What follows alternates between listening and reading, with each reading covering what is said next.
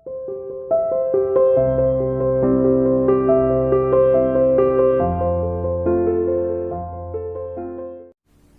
dear student, welcome to St. International School online classes.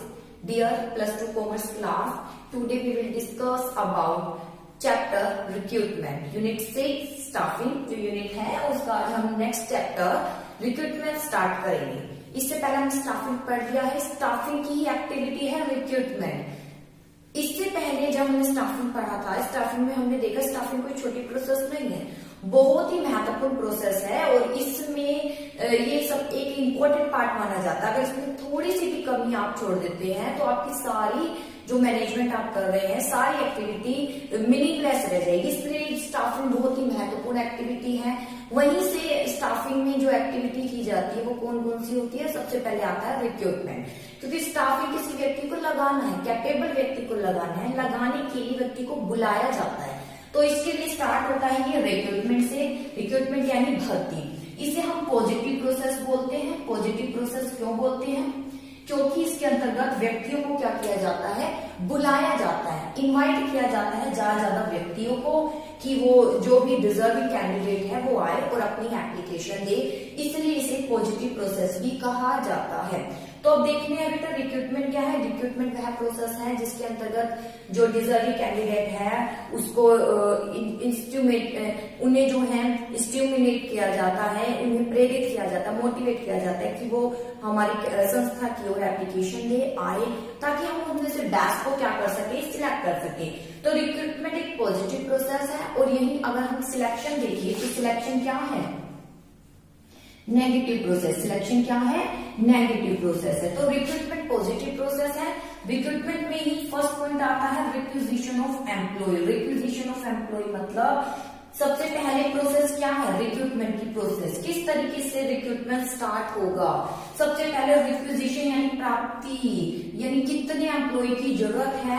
जैसे ही शुरू पता चल जाता है कितने एम्प्लॉय की जरूरत है तो रिक्रूटमेंट की प्रोसेस क्या हो जाती है?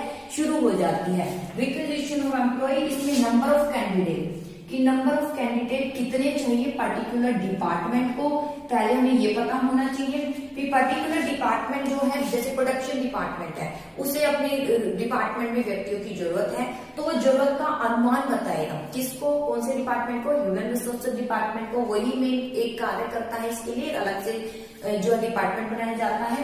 तो सबसे पहले व्यक्ति की आवश्यकता का अनुमान लगाया जाता है कि कितने व्यक्तियों की जरूरत है और इसके लिए जिस भी डिपार्टमेंट में व्यक्ति की जरूरत है वो इंटीमेट करते हैं।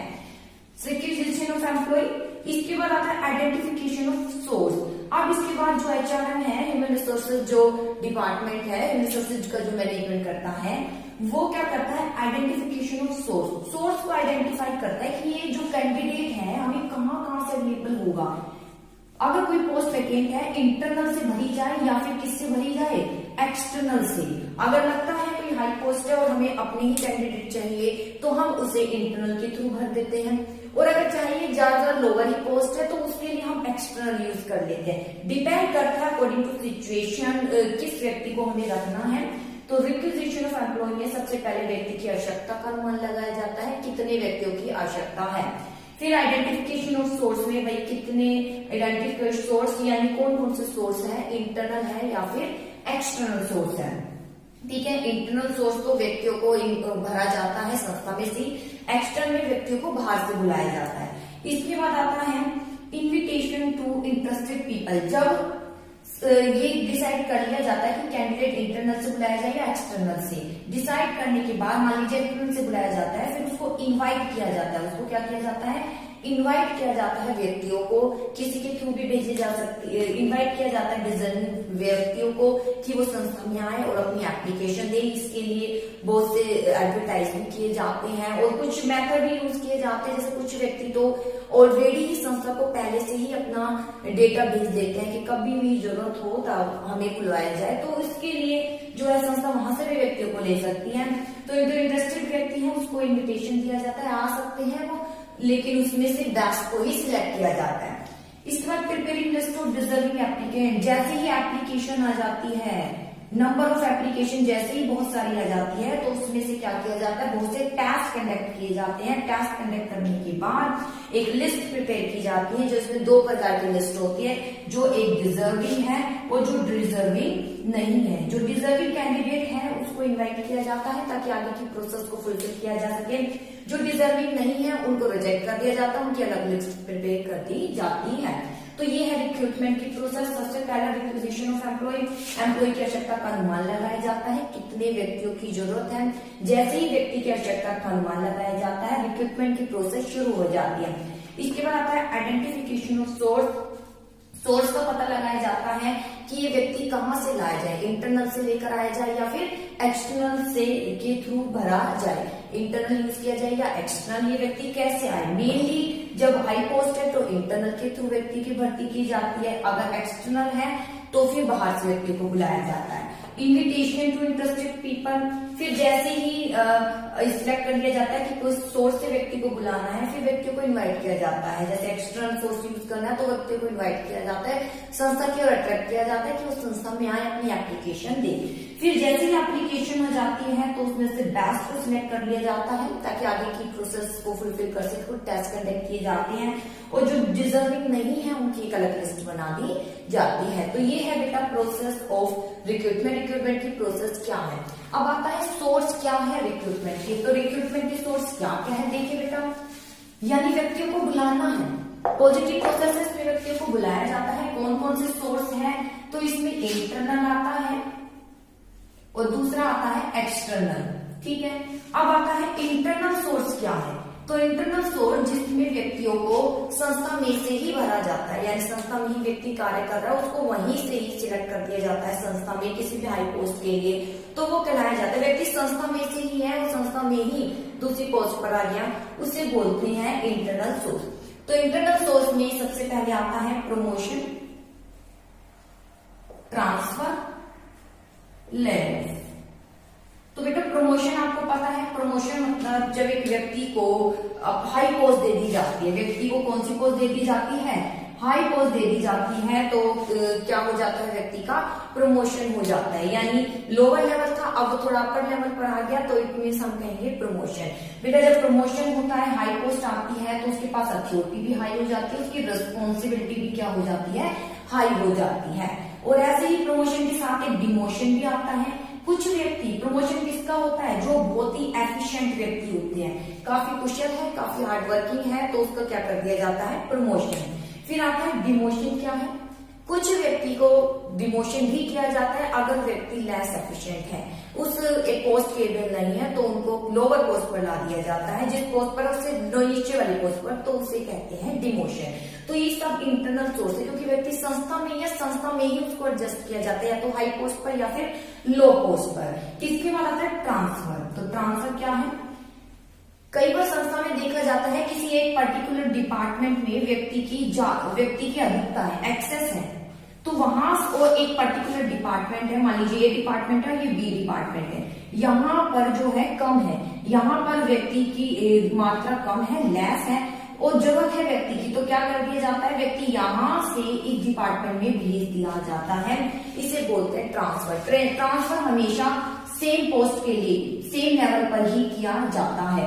इसका हाई पोस्ट या लो पोस्ट रिलेशन नहीं है, सेम लेवल ही आपको मिलता है, सेम लेवल पर ही व्यक्ति को भेज दिया जाता है एक डिपार्टमेंट से दूसरे डिपार्टमेंट की, और उसकी पोस्ट सेम रहती है, उसकी अथॉरिटी, रिस्पॉन्सिबिलिटी वो ही लेवल की रहती है, ना तो हाई होती है ना ही लो होती है, उसे बोलते हैं ट्रांसफर। यानी जब एक्सेस कहीं व्यक्ति है तो और कहीं शॉर्टेज है, तो वहां से व्यक्ति को शॉर्टेज, एक्सेस वाले व्यक्ति को शॉर्टेज जहां है वहां पर भेज दिया जाना है, उसे कहते हैं ट्रांसफर। इसके बाद आता है ले ऑफ। क्या है ले ऑफ का मतलब, कई बार कुछ व्यक्ति, कई बार संस्था में क्या होता है, फ्लक्चुएशन तो चलता रहता है, मंदी काल, तेजी काल, तो कई बार क्या होता है कि मंदी काल है तो कुछ व्यक्तियों को हटा दिया जाता है। जैसे दिवाली के सीजन में काफी टाइम रहता, काफी व्यक्तियों को बुलाया जाता है, जैसे दिवाली का सीजन चला गया, उसके बाद व्यक्ति की जरूरत होती नहीं है, तो फिर क्या किया जाता है, संस्था द्वारा उनको हटा दिया जाता है। क्या कहकर, ये कहकर जैसे ही संस्था में जरूरत होगी व्यक्ति की, सबसे पहले आपको ही इनवाइट किया जाएगा, आपको ही बुलाया जाएगा, तो उसे बोलते हैं ले ऑफ। ले ऑफ क्या है, सेपरेशन होता है, लेकिन टेम्पररी रूप से सेपरेशन, यानी कुछ समय के लिए जो है व्यक्ति को क्या कर दिया जाता है, संस्था से अलग कर दिया जाता है, ये कहकर कि जब भी संस्था में जरूरत होगी व्यक्ति की तो सबसे पहले आपको ही इनवाइट किया जाएगा, उसे बोलते हैं लेव। आई होप क्लियर हुआ होगा। प्रमोशन आपको पता है, एक व्यक्ति लोअर पोस्ट से हाई पोस्ट पर जा रहा है तो प्रमोशन है। ट्रांसफर यानी सेम पोस्ट पर ही जा रहा है, ट्रांसफर जहां व्यक्ति की अधिकता है, अधिकता से जहां व्यक्ति की कमी है वहां भेज दिया जाता है। ले ऑफ यानी कुछ समय के लिए संस्था से अलग कर दिया जाता है, ये कहकर कि जैसे ही जरूरत होगी संस्था में आपको ही इनवाइट किया जाएगा, उसे बोलते हैं ले ऑफ। अब इसके बाद आता है इंटरनल रिक्रूटमेंट के मेरिट और डिमेरिट क्या है। तो देखिए बेटा मेरिट क्या है, इंटरनल किया जा रहा है तो सबसे पहली मेरिट है increase in motivation. Increase in motivation, व्यक्ति को संस्था में से ही भरा जा रहा है, उसे पता है कि मेरा प्रमोशन होगा, यही बात उसे क्या करती है, मोटिवेट करती है। व्यक्ति मोटिवेट होता है अच्छा कार्य करने के लिए, इससे इंक्रीज होता है मोटिवेशन। इसके बाद आता है इंडस्ट्रियल पीस। इंडस्ट्रियल पीस यानी शांति बनी रहती है। शांति क्यों बनी रहती है, क्योंकि उसे पता है कि हमारे यहाँ प्रमोशन होगा, यही बात उसे अच्छे से काम करने के लिए मोटिवेट करती है और वो झगड़े भी नहीं करता और शांति बनी रहती है।